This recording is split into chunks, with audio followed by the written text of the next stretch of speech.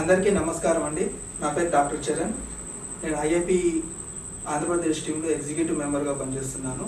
ఇవాళ మనతో డాక్టర్ కిషోర్ గారు ఉన్నారు, మన ఐఐపి ఆంధ్రప్రదేశ్ ప్రెసిడెంట్. సో అందరికీ ఇప్పుడు వరల్డ్ ఫిజియోథెరపీ డే శుభాకాంక్షలు అండి. సో ఇవాళ మనము ఈ ప్రస్తుతం మీటింగ్ ఎందుకు పెట్టుకున్నాము అంటే, మన ఫిజియోథెరపీ అనేది 1998లో స్టార్ట్ అయింది, ఫస్ట్ బ్యాచ్. అప్పటి నుంచి ఇప్పటికి గమనించామంటే దగ్గర 21 బ్యాచెస్ బయటకు వచ్చేసాయి.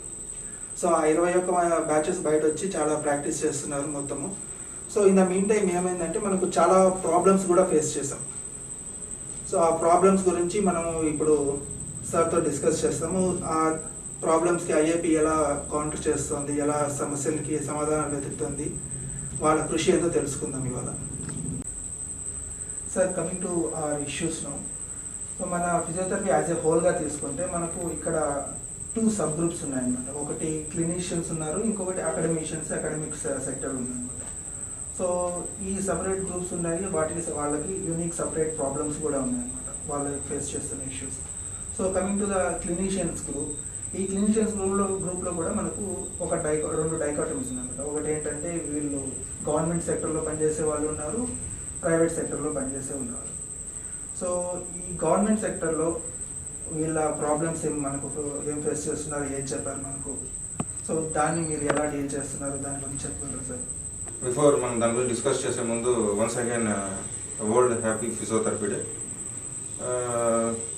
చరణ్, యాక్చువల్గా మనం గవర్నమెంట్ సెక్టర్ గురించి ఆలోచించినప్పుడు మనకి గవర్నమెంట్ సైడ్ హాస్పిటల్స్లో చాలా తక్కువ నెంబర్ పర్మనెంట్ ఎంప్లాయీస్ ఉన్నారు.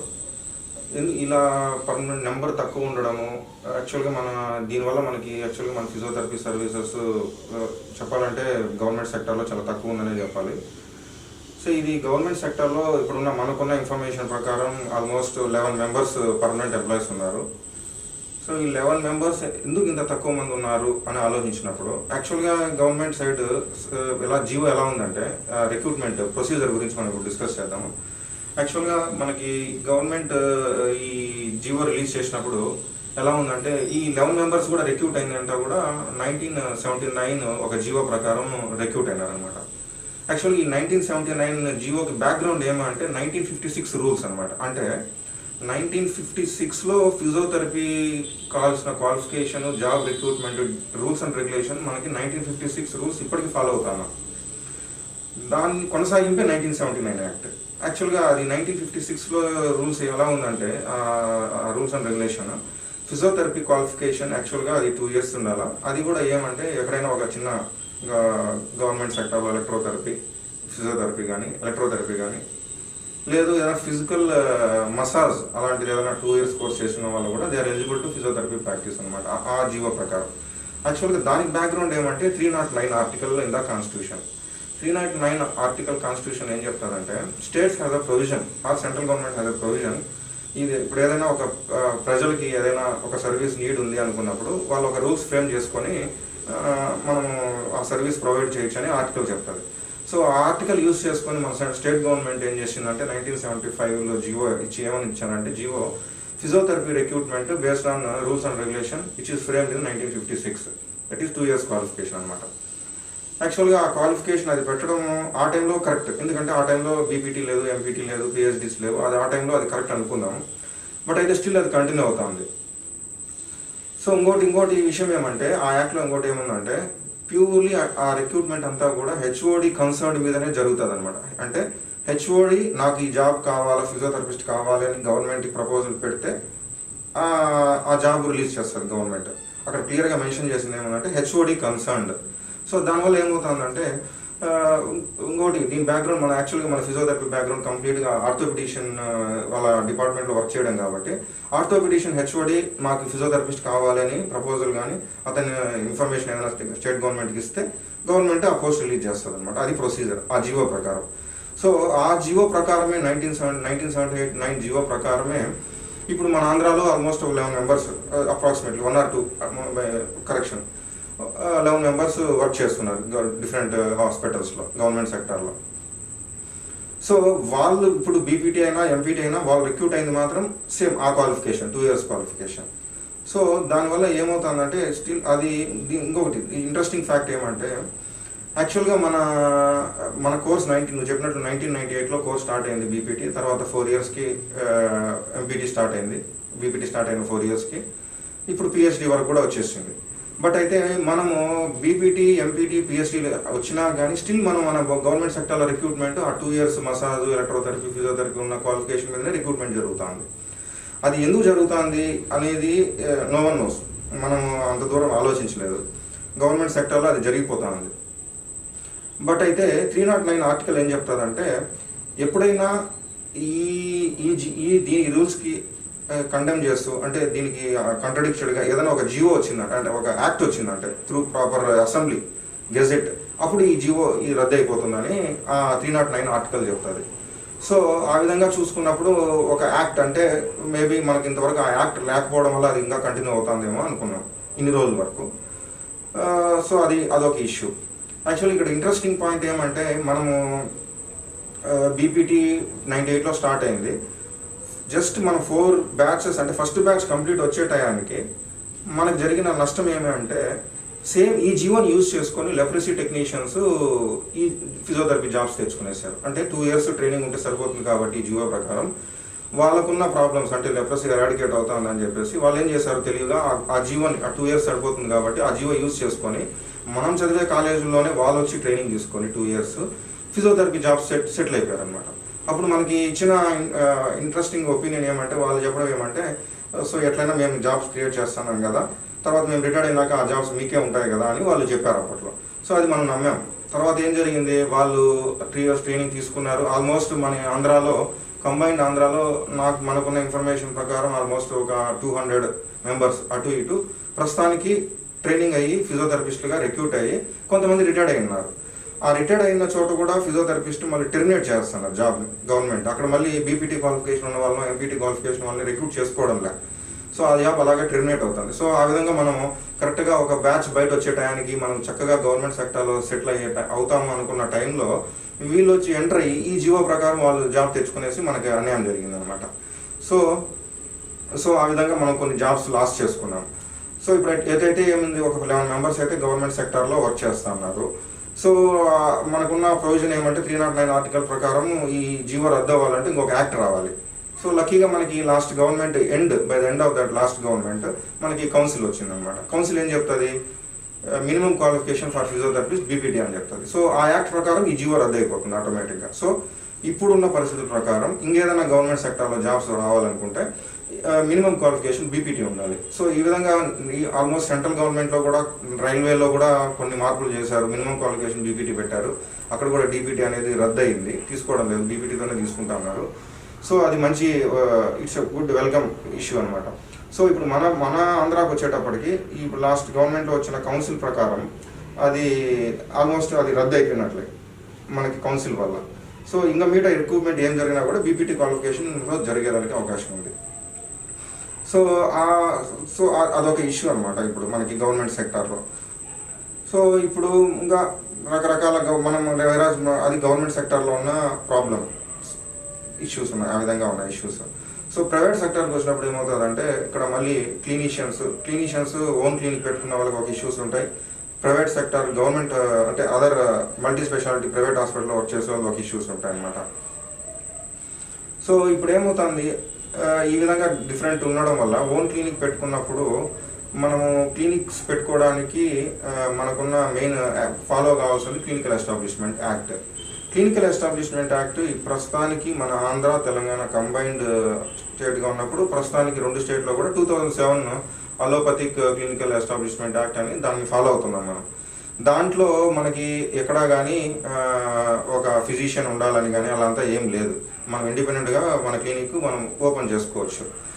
బట్ అయితే రీసెంట్గా central government 2010-11 clinical establishment act తీసుకొచ్చింది. కొన్ని నార్త్ ఈస్ట్ స్టేట్స్లో దాన్ని ఇంప్లిమెంట్ కూడా చేస్తున్నారు.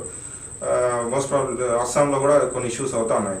ఆ క్లినికల్ ఎస్టాబ్లిష్మెంట్ యాక్ట్ ఏం చెప్తుందంటే, మీ క్లినిక్ పెట్టాలంటే ఫిజిషియన్ ఉండాలి అని చెప్తుంది. So at the same time వాళ్ళు మెన్షన్ చేస్తున్నది ఏమంటే ఫిజియోథెరపీ క్లినిక్ అని కాకుండా ఫిజియోథెరపీ సెంటర్ అని మెన్షన్ చేస్తారు. ఈ 2 ఇష్యూస్ మీద కూడా ఇంకా ఆ క్లినికల్ ఎస్టాబ్లిష్మెంట్ యాక్ట్లో ఉన్న కొన్ని ఇష్యూస్ మీద ఆల్రెడీ సెంట్రల్ ఐఏపీ మనం రిప్రజెంటేషన్ ఇవ్వడం కూడా జరిగింది. సో వాళ్ళు అక్కడ ఇంకోటి ఏమంటే మనం అక్కడ క్లినికల్ ఎస్టాబ్లిష్మెంట్ యాక్ట్లో ఫిజియోథెరపీ అనేది ఇండిపెండెంట్ ప్రాక్టీస్ కాదు, ఎవరైనా ఫిజిషియన్ కానీ సర్జన్ కానీ రెఫర్ చేస్తేనే ట్రీట్ చేయాలని కూడా ఉంది.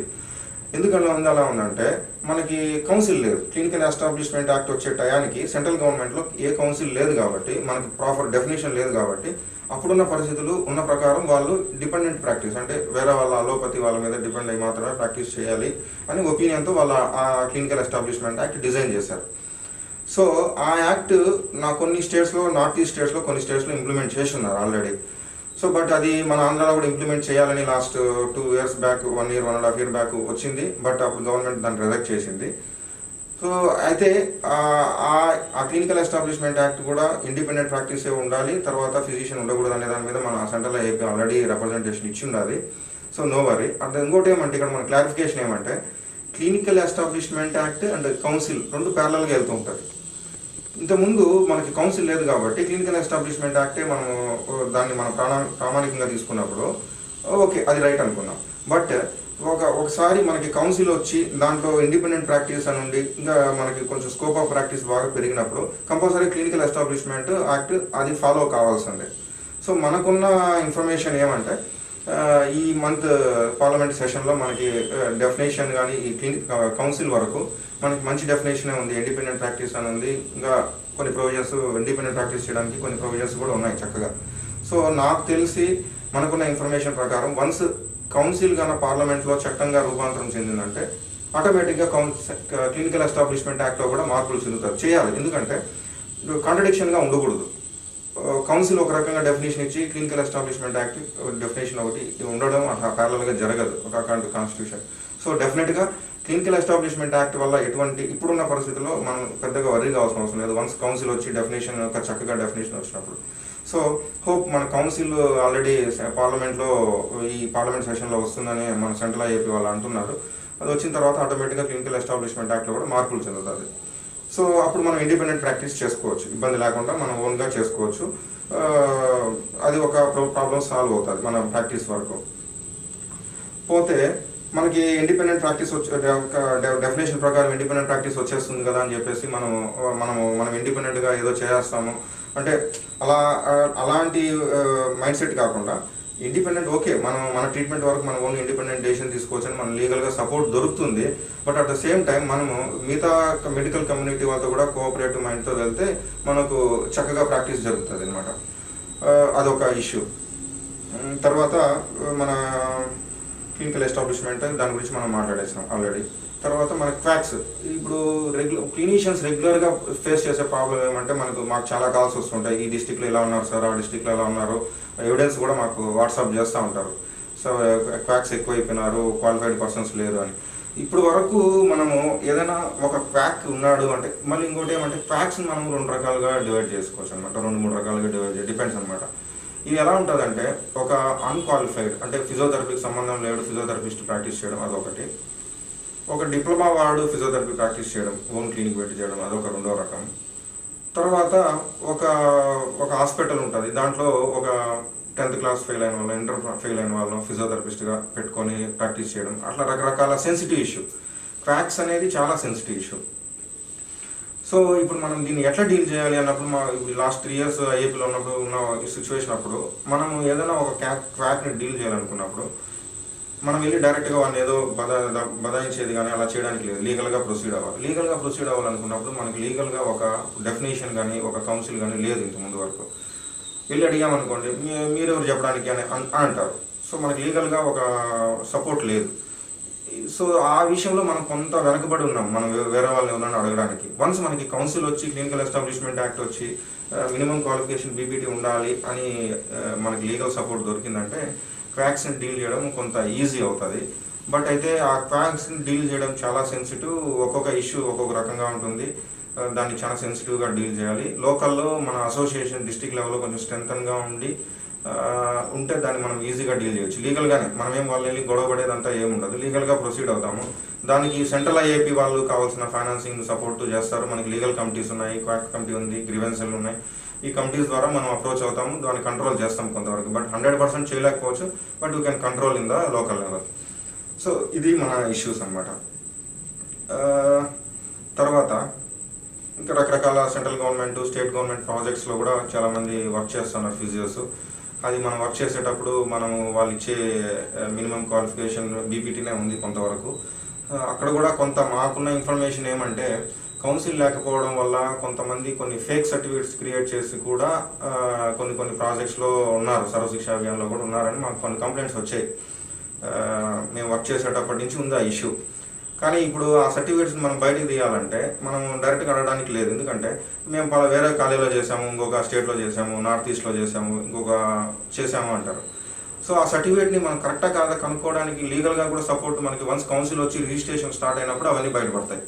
సో అప్పుడు ఆ విధంగా కూడా మన క్వాక్స్ మన ప్రొఫెషన్లో ఎవరైనా ఉండి ఫేక్ సర్టిఫికేట్ పెట్టుకున్న వాళ్ళు కూడా బయటపడతారు, వాళ్ళు కూడా బయట వెళ్ళిపోతారు. సో అదొక ఇష్యూ అనమాట. పోతే చాలామంది మన ప్రొఫెషన్లో మన డిఫరెంట్ ఒపీనియన్స్ డైరెక్ట్గా మనం ప్రైమరీ హెల్త్ సెంటర్స్లో జాబ్స్ అడుగుదాము గవర్నమెంట్ అని అడుగుతా అంటారు. ప్రైమరీ హెల్త్ సెంటర్ అనేది 1979 ఆల్మాట యాక్ట్ ప్రకారం డిజైన్ చేయబడింది. ఆ structure primary health care system, ఆ హెల్త్ కేర్ మోడల్లో మన ప్రొఫెషన్ ఇన్కార్పొరేట్ చేయడానికి ఇంకా ఆ స్కోప్ లేదు అక్కడ. ఆ డెఫినేషన్ కానీ ఆ ఫంక్షన్స్ కానీ మీరు ప్రైమరీ హెల్త్ సెంటర్ డెఫినేషన్ చూసినప్పుడు ఆ డిజైన్ చేసిన అప్పుడు పరిస్థితులు 1979లో డిజైన్ చేసిన కాన్సెప్ట్ ఇప్పటికీ రన్ అవుతాను ప్రైమరీ హెల్త్ కేర్ సిస్టమ్. ఆ ప్రైమరీ హెల్త్ కేర్ సిస్టంలో రీహాబిలిటేషన్ పార్ట్ని ఇన్కార్పొరేట్ చేయడానికి ఇప్పుడు మనకు స్కోప్ లేదు. సో మనం డైరెక్ట్గా వెళ్ళి చీఫ్ మినిస్టర్ని వెళ్ళి నాకు ప్రైమరీ హెల్త్ సెంటర్లో జాబ్ అడిగితే అది లీగల్గా కుదరదు. సో మరి ఏం సొల్యూషన్ మనకి ఎట్లా అంటే మన ప్రైమరీ హెల్త్ సెంటర్లో మన సర్వీస్ లేదని అనుకుంటామంటే లేదు, డెఫినెట్గా ప్రైమరీ హెల్త్ సెంటర్లో మన రోల్ చాలా ఉంది. ఆల్రెడీ డిఫరెంట్ కంట్రీస్లో దాని మీద స్టడీస్ చేసినారు. ఎస్పెషలీ చాలా నెంబర్ ఆఫ్ స్టడీస్ ఉన్నాయి. ఈవెన్ భూటాన్లో కూడా మంచి స్టడీస్ ఉన్నాయి. ప్రైమరీ హెల్త్ కేర్ సెంటర్లో ఫిజియోథెరపీ ఇన్కార్పొరేట్ చేస్తే ఎలా ఉంటుంది అనేది యూకేలో ఉంది. చాలా కంట్రీస్లో అది డిజైన్ చేయబడి ఇన్కార్పొరేట్ చేసి దాని బెనిఫిట్స్ వాళ్ళు పొందుతూ ఉన్నారు. బట్ అయితే ఓవరాల్గా మన హెల్త్ కేర్ సిస్టమ్ చూసినప్పుడు మన ఇండియాలో కానీ మన ఆంధ్రాలో హెల్త్ కేర్ సిస్టమ్ చూసినప్పుడు sub centres, primary health care system, community health care system, area hospitals, sub district area hospital, sub district hospitals, district hospitals, medical colleges attached teaching faculty, teaching colleges, hospitals ఉన్నాయి. So ఇప్పుడు మనకున్న దాని ప్రకారం మన service ఇప్పుడు మనకి ఇప్పుడు BPT ఉంది, ఎంపీటీ ఉంది, పిహెచ్డీస్ ఉన్నాయి. సో ఎంపీటీ అన్నప్పుడు మనం స్పెషలైజ్డ్ ఆర్థో, న్యూరో, సిటీ అట్లా డిఫరెంట్ స్పెషాలిటీస్ ఉన్నాయి. సో ఫిజియోథెరపీ బీపీటీ ఉంది. సో మనము ఒక హెల్త్ కేర్ సిస్టమ్ని అడాప్ట్ చూసేటప్పుడు జాబ్స్ పరంగా ఆ యాంగిల్లో చూసేటప్పుడు ప్రైమరీ హెల్త్ కేర్ సిస్టంలో బేసిక్ లెవెల్ ఎంబీబీఎస్ వాళ్ళు ఉంటారు. హైయర్ లెవెల్కి టెర్షరీ కేర్కి వెళ్ళేటప్పటికి స్పెషాలిటీ వాళ్ళు ఉంటారు. MBBS, ortho, neuro, different speciality of medical people ఉంటారు. జనరల్ సర్జరీ, జనరల్ మెడిసిన్ అలా ఉంటారు. సో ఆ ప్రాక్టీస్లో మనం ఆ మోడల్లో మన ప్రొఫెషన్ని మన జాబ్స్ని రిక్రూట్ చేసుకోవాలనుకున్నప్పుడు మనకి ఖచ్చితంగా హయర్కీ ఉండాలి. ప్రొఫెషన్లో హయర్కీ ఉండాలి. హయర్కీ లేకుండా జస్ట్ మాకు ఫిజియోథెరపీ జాబ్స్ ఇవ్వండి అంటే ఇప్పుడు చాలా హాస్పిటల్స్లో ఫర్ ఎగ్జాంపుల్ మనకున్న మంచి గవర్నమెంట్ సెక్టర్స్ హాస్పిటల్స్లో కూడా వర్క్ చేసే వాళ్ళందరూ కూడా ఆ 11 మెంబర్స్ కూడా దే ఆర్ ఫిజియోథెరపిస్ట్. రిటైర్డ్ అయ్యేంత వరకు ఫిజియోథెరపిస్టే. There is no hierarchy. ఇంతవరకు హయర్కీ లేదు ఆంధ్రప్రదేశ్ గవర్నమెంట్ సెక్టర్లో. మీరు బర్డ్ హాస్పిటల్లో చూసుకున్నా లేదు, సిమ్స్ క్లినికల్ ఫిజియోథెరపిస్ట్ అయినా లేదు, మనకు పుట్టపర్తి హాస్పిటల్ కూడా ఉంది. సో మనము మన జాబ్స్ మనం గవర్నమెంట్ సెక్టర్లో అడగాలనుకున్నప్పుడు కంపల్సరీగా మనం హయర్కీ అడగాలి. హయర్కీలోనే జాబ్స్ అడగాలి. సో హయర్కీ ఉన్నప్పుడు బెనిఫిట్స్ ఏముంటాయంటే సపోజ్ ఒక బీపీటీ క్వాలిఫికేషన్తో ఒక ఫిజియోథెరపిస్ట్గా జాయిన్ అయినాడు అనుకోండి, అతను రిటైర్డ్ అయ్యడానికి ప్రమోషన్స్ మీద వెళ్తూ ఉంటాడు. అది హయర్కీ ఎలా ఉంటుందంటే మన రీసెంట్గా మోడర్న్ కరిక్యులం ఆఫ్ ఫిజియోథెరపీ అనే దాని మీద వాళ్ళు కూడా దాంట్లో ఒక చార్ట్ ఇచ్చారు ఎలా హయర్కీ ఉంటుంది అనేది. Physiotherapist, senior physiotherapist, chief physiotherapist, superintendent physiotherapist and director of physiotherapist or HOD, ఇలా 5 డివిజన్స్లో 5 హయర్కీ ఉంటుంది అనమాట. సపోజ్ ఇది ఎలా ఉంటుంది, ఎక్స్పీరియన్స్తో యాడ్ అయ్యేటప్పటికి ఒక స్టెప్ మీద ఇంకో స్టెప్కి వెళ్తూ ఉంటారు. ఈవెన్ బీపీటీతో ఉన్నా కానీ స్టెప్ మీద స్టెప్ వెళ్తూ ఉంటారు ఏజ్ గడిచేటప్పటికి, మన ఎక్స్పీరియన్స్ పెరిగేటప్పటికి. సో ఇప్పుడు అది లేదనుకోండి, మనం డైరెక్ట్గా ఫిజియోథెరపీ పోస్ట్ కావాలా, ఫిజియోథెరపిస్ట్ పోస్టులు కావాలని అడిగామనుకోండి, గవర్నమెంట్ ఫిజియోథెరపీ పోస్టులు ఇచ్చింది అనుకోండి, మనం జీవితకాలం ఆ ఫిజియోథెరపీ పోస్ట్లోనే ఉంటాం. నో ప్రమోషన్, నథింగ్, శాలరీ పెద్దగా ఏం గ్రోత్ ఉండదు. ఎప్పుడైనా అడిగితే కూడా నువ్వు 10 years 15 years ఎక్స్పీరియన్స్ ఉన్నా నువ్వు ఒకటే. ఇమ్మీడియట్గా బీపీటీ క్వాలిఫికేషన్తో ఎవరైనా జాయిన్ అయినా ఒక ఫిజియోథెరపిస్టే అంటారు, కానీ అక్కడ డిఫరెన్షియేషన్ ఉండదు. సో మనం ఏదైనా జాబ్స్ అడగాలనుకున్నప్పుడు మనం ఏదైనా జాబ్స్ అడగాలనుకున్నప్పుడు హైరార్కీ బేస్ మీదనే అడగాలి. సో హైరార్కీ అనేది మనము ఎలా ఏ సెక్టార్లో అడగచ్చు అంటే అన్ని గవర్నమెంట్ మెడికల్ కాలేజ్ హాస్పిటల్స్లో, అటాచ్డ్ హాస్పిటల్స్లోనే అడగచ్చు. తర్వాత మన స్విమ్స్, బర్డ్ లాంటి హాస్పిటల్స్లోనే అడగచ్చు. సో ఇది అడగడం వల్ల ఏమవుతుందంటే అక్కడ మన రెస్పాన్సిబిలిటీ, మన అకౌంటబిలిటీ పెరుగుతుంది. అక్కడ మన ట్రీట్మెంట్ కేర్ కానీ పెరుగుతుంది. అలా పెరగడం వల్ల ఏమవుతుందంటే మన ప్రొఫెషన్కి వాల్యూ పెరుగుతుంది. మనం ఏం చేయాలనుకుంటాం, క్లినికల్గా మనం ఏం చేయాలనుకుంటున్నాం, ఎలా డెవలప్ చేయాలనుకుంటున్నాం అనేది మనం ఇన్కార్పొరేట్ చేయొచ్చు. సో మనం నాకు జాబ్ కావాలా, ఫిజియోథెరపీ జాబ్ కావాలని అడగడం కన్నా హైరార్కీ బేస్ మీద వెళ్ళాలి అనేది నా ఉద్దేశం. సో అది మన విజన్. ఈ మన రాబోయే రోజుల్లో కూడా రిప్రజెంటేషన్ కౌన్సిల్ వచ్చిన తర్వాత ఇంకోటి ఏమంటే మనకి కౌన్సిల్లో ఇండిపెండెంట్ ప్రాక్టీస్ అని పెట్టడం వల్ల మనము ఇప్పుడు ఇండిపెండెంట్గా ప్రాక్టీస్ చేసుకుంటా లీగల్గా ఉంది కాబట్టి మనం ఎక్కడైనా ఏ విధంగా అయినా కూడా మనం జాబ్స్ అడగచ్చు. ఇప్పుడు ప్రైమరీ హెల్త్ సెంటర్లో ఇంతకుముందు వరకు అక్కడ ఆర్థోపెడిషన్ డిపార్ట్మెంట్ లేదు కదా అని అడిగేవాళ్ళు. సో మన స్కోప్ ఆఫ్ ప్రాక్టీస్ ఇప్పుడు ఇండిపెండెంట్ ప్రాక్టీస్ కాబట్టి ప్రైమరీ హెల్త్ సెంటర్స్లో మనం అక్కడ జాబ్ చేయొచ్చు ఇండిపెండెంట్ డెసిషన్ మేకింగ్ తీసుకొని. అట్ ద సేమ్ టైం మనము ఇండిపెండెంట్ ప్రాక్టీస్ చేయడం వల్ల it decrease the burden on the medical community. Suppose ఒక ఆర్థోపెడిషన్ ఉన్నాడు అనుకోండి, అతను ఒక 100 ఓపీ చూస్తే 100లో 99 కేసులు కన్జర్వేటివ్ ఫిజియోథెరపీ తెలియదు ఉంటుంది, ఒకటే సర్జరీ ఉంటుంది అనమాట. సో ఆ ఒక్కదాని కోసం అతను ఫుల్ డే ఓపీ 100 ఓపీ చూసి టైం వేస్ట్ చేసుకునే దానికన్నా ఫిజియోథెరపీ ప్రైమరీ హెల్త్ కేర్ సిస్టంలో కానీ సెకండరీ హెల్త్ కేర్ సిస్టంలో కానీ ఇన్కార్పొరేట్ అవుతే అతను చక్కగా కన్జర్వేటివ్ కేసెస్ అన్ని అతనే చూసుకుంటారు, సర్జరీ ఉన్నది రెఫరల్స్ మీద వెళ్ళిపోతాయి. సో ఆ విధంగా కూడా మెడికల్ కమ్యూనిటీ మీద, డాక్టర్స్ మీద, సర్జన్స్ మీద బర్డన్ తగ్గుతుంది. సార్ ఇప్పుడు మనము క్లినీషియన్స్ గురించి డిస్కస్ చేస్తున్నాం కదా. సో కొత్తగా మనం క్లినిక్స్ పెట్టుకోవాలనుకుంటే సో ఏ యాక్ట్స్ మనకు అప్లై అవుతుంటాయి, మనం ఏ రూల్స్ ఫాలో కావాల్సి ఉంటుంది, ప్రొసీజర్ ఏంటో చెప్పగలరా? So right question Charan. Clinic registrations ప్రస్తుతానికి మనది 2007 యాక్ట్ ప్రకారమే జరుగుతుంది. ఎందుకంటే మనం 2010-11 సెంట్రల్ గవర్నమెంట్ ప్రిపేర్ చేసిన సెంట్రల్ క్లినికల్ ఎస్టాబ్లిష్మెంట్ యాక్ట్ మన ఆంధ్రాలో లేదు ప్రస్తుతానికి. స్టిల్ వీఆర్ ఫాలోయింగ్ 2000 యాక్ట్. సో ఈ యాక్ట్ ప్రకారం మనకు కొంచెం ఫెసిలిటీ ఏముందంటే ఇండిపెండెంట్ ప్రాక్టీస్ అని ఉంది. సో మనం క్లినిక్ రిజిస్ట్రేషన్ చేసుకోవడానికి మనకి మెయిన్గా ఇప్పుడున్న ఇష్యూ ఏమంటే క్లినిక్ రిజిస్ట్రేషన్ ఛార్జెస్ చాలా తక్కువే, అంతా 3500 లోపల అయిపోతుంది, ఇబ్బంది ఏం లేదు. బట్ అయితే ఇక్కడ మనకి పొల్యూషన్ కంట్రోల్ బోర్డు సర్టిఫికేట్ కావాలని అడుగుతా ఉన్నారు. పొల్యూషన్ కంట్రోల్ బోర్డు సర్టిఫికేట్ కావాలి అంటే మనం పర్ ఇయర్ 12,000 పే చేయాలి. అది దేనికంటే మనం బయోమెడికల్ వేస్ట్ కోసము అని చెప్తారు వాళ్ళు. సో బయోమెడికల్ వేస్ట్ అనేది డిఫరెంట్ కేటగరైజేషన్లో ఉంటుంది. గ్రీన్, రెడ్, బ్లూ అనే డిఫరెంట్ కేటగరైజేషన్ జరుగుతుంది. ఆ కేటగరైజేషన్ దేంట్లోనూ మనం వాడే మెటీరియల్ రాదు. మనం జస్ట్ వాడేది కాటన్ లేదా టిష్యూ పేపర్. అది కూడా మనం బాడీ ఫ్లూయిడ్స్ ఏం తీయడం లేదు, జస్ట్ మనం బాడీ సర్ఫేస్ మీద ఉన్న జెల్ రిమూవ్ చేస్తున్నాం కాబట్టి అది కూడా బయోమెడికల్ వేస్ట్ కింద రాదు. బట్ స్టిల్ వాళ్ళు క్లినికల్ ఎస్టాబ్లిష్మెంట్ యాక్ట్ ప్రకారం, పొల్యూషన్ కంట్రోల్ బోర్డ్ యాక్ట్ ప్రకారం ఫిజియోథెరపీ క్లినిక్స్ వాళ్ళు కూడా 12,000 పే చేయాలి అని వాళ్ళు మన మీద ప్రెషర్స్ ఉన్నాయి. కొన్ని క్లినిక్స్కి వాళ్ళు లేని పొల్యూషన్ కంట్రోల్ బోర్డు లెటర్ లేని వాళ్ళకి రిజిస్ట్రేషన్ మ్యాండేటరీగా చేసుకోవాలని చెప్పి వాళ్ళకి లెటర్స్ కూడా పంపించారు. కొన్ని ఫిజియోథెరపిస్టులు కొంతమంది మనకు కడప, అనంతపూర్, కర్నూలు నుంచి కూడా మనకి దీనికి సొల్యూషన్ ఏం సార్ అని అడిగారు. సో మనం పొల్యూషన్ కంట్రోల్ బోర్డు వాళ్ళని లోకల్, అంటే పొల్యూషన్ కంట్రోల్ బోర్డు ఎలా ఉంటుందంటే స్ట్రక్చర్ అమరావతిలో మెయిన్ ఆఫీసు, ప్రతి డిస్టిక్కి ఒక సబ్ సెంటర్స్ లాగా ఉంటాయి, ఇన్ఛార్జెస్ ఉంటారు. మనం డాక్టర్ లక్ష్మణ్ అనంతపూర్లో లోకల్ పొల్యూషన్ కంట్రోల్ బోర్డు వాళ్ళకి రిప్రజెంటేషన్ ఇస్తే వాళ్ళు ఏం చెప్పారంటే ఇది మా పరిధిలో లేని విషయం సార్, మీరు స్టేట్ లెవెల్లో అప్రోచ్ అవ్వండి అని చెప్పారు. సో మనం లాస్ట్ 1 year నుంచి స్టేట్ వాళ్ళతో రిప్రజెంటేషన్ మెయిల్స్ పెడుతున్నాము, వాళ్ళతో కమ్యూనికేట్ అవుతున్నాము. బట్ అయితే మనకి అది తీసుకోకూడదు అని ఒక సపోర్ట్గా మనకేం డాక్యుమెంట్ లేదు ఇంతవరకు. ఎక్కడ వేరే స్టేట్స్లో ఉన్నట్టు అనిపించలేదు స్టార్టింగ్లో, లాస్ట్ 1 year బ్యాక్. బట్ లక్కీగా మనకి ఏమైందంటే Tamil Nadu government due to the pressure of Tamil Nadu IAP and Tamil Nadu physiotherapy council వాళ్ళు గవర్నమెంట్తో మాట్లాడి ఫిజియోథెరపీ క్లినిక్కి పొల్యూషన్ కంట్రోల్ బోర్డు అవసరం లేదు అని వాళ్ళు లెటర్ తీసుకొచ్చారు. సో ఆ లెటర్ రావడంతో ఆ లెటర్తో మనం మళ్ళీ ఒకసారి కమ్యూనికేట్ అయ్యాము వారితో, స్టేట్ పొల్యూషన్ కంట్రోల్ బోర్డు వాళ్ళతో కమ్యూనికేట్ అయినప్పుడు కొంచెం వాళ్ళు పాజిటివ్గా రెస్పాండ్ అవ్వడం జరిగింది. ఇప్పటికి 2-3 సార్లు వాళ్ళని కలవడం జరిగింది, వాళ్ళకి మెయిల్స్ పెట్టాము. ఇప్పుడు మన గవర్నమెంట్ అఫైర్స్ చూస్తున్న డాక్టర్ గురుమూర్తి వాళ్ళతో మాట్లాడుతున్నారు. మోస్ట్ ప్రాబ్లీ ఒక 1.5 weekలో ఇంకొక మీటింగ్ కూడా ఉంది వాళ్ళతో త్రూ ఐఏపీ. సో లక్కీగా మనకి ఉన్న తమిళనాడు వాళ్ళు ఇచ్చిన లెటర్తో వాళ్ళు కూడా స్టేట్ వాళ్ళు కూడా దాన్ని కన్సిడర్ చేస్తారని మనం ఎక్స్పెక్ట్ చేస్తున్నాం. So once pollution control board నుంచి మనకి నో అబ్జెక్షన్ లెటర్ వచ్చిందంటే సో క్లినిక్ రిజిస్ట్రేషన్ అనేది చాలా ఈజీ అయిపోతుంది. 3,500 4,000లో క్లినిక్ రిజిస్ట్రేషన్ కంప్లీట్ అయిపోతుంది. సో ఇక్కడ మనకి క్లినిక్ రిజిస్ట్రేషన్ మ్యాండేటరీ అని ఎందుకు చెప్తున్నాము అంటే, క్వాక్స్ కంట్రోల్ చేయాలంటే ఇప్పుడు వాళ్ళు ఏదో క్వాక్స్ అంతా క్లినిక్ పెడుతున్నారు, ప్రాక్టీస్ చేస్తున్నారు అన్నప్పుడు ఒరిజినల్ పర్సన్స్ ఎవరు, రియల్ ప్రాక్టీషనర్స్ ఎవరు అని అనుకున్నప్పుడు క్లినిక్ రిజిస్ట్రేషన్ చేసుకున్న వాళ్ళే గవర్నమెంట్ దృష్టిలో లీగల్ ఆథరైజ్డ్ ప్రాక్టీషనర్ అని అర్థం వస్తుంది.